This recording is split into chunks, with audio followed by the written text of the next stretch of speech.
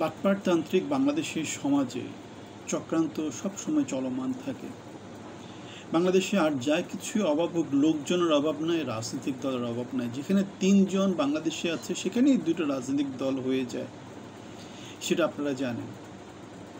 School উদযাপন committee থাকে, college উদযাপন কমিটি থাকে, এলাকা উদযাপন কমিটি থাকে, এলাকার দল থাকে, পাড়া মহল্লার দল থাকে। সব কিছু বাংলাদেশেই সম্ভব, পৃথিবীর অন্য কোনো দেশে এগুলো চলে না।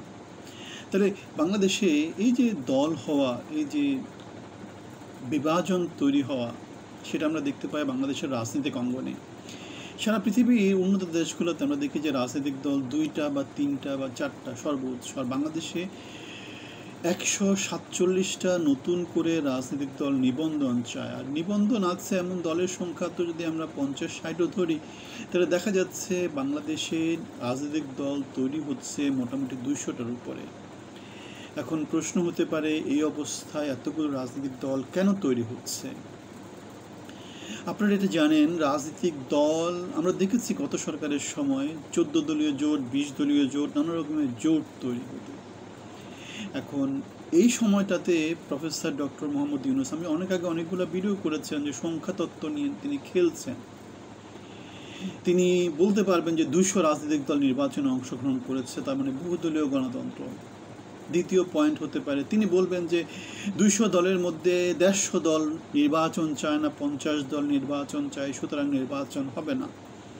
3 নম্বর পয়েন্ট হতে পারে, তিনি বলতে পারেন যে 150 দলীয় জোট তৈরি হয়েছে, যে জোট নির্বাচনের বিপক্ষে অবস্থান নিয়েছে, সুতরাং সংস্কারের পক্ষে অবস্থান নিয়েছে, সুতরাং সংস্কার ছাড়া বাংলাদেশে নির্বাচন হবে না, তেমন একটা ব্যাপার চলে আসতে পারে।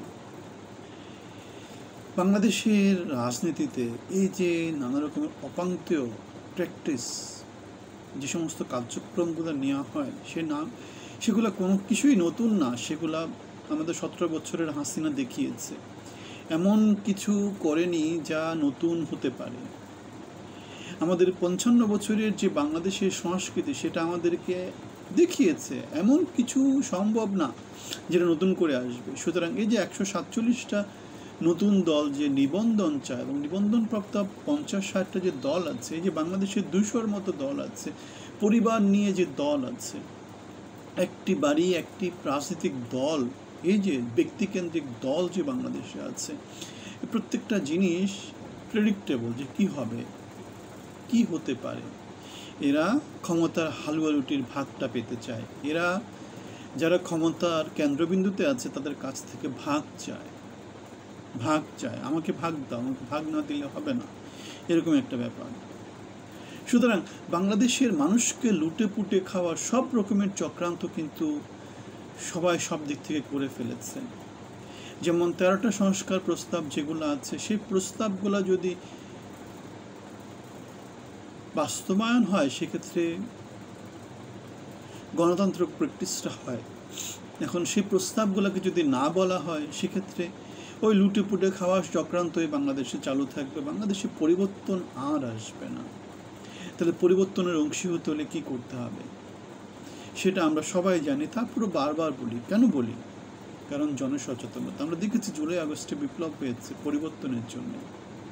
আমরা চাই পরিবর্তনের জন্য বয়সটা বাংলাদেশ থেকে উঠে আসুক।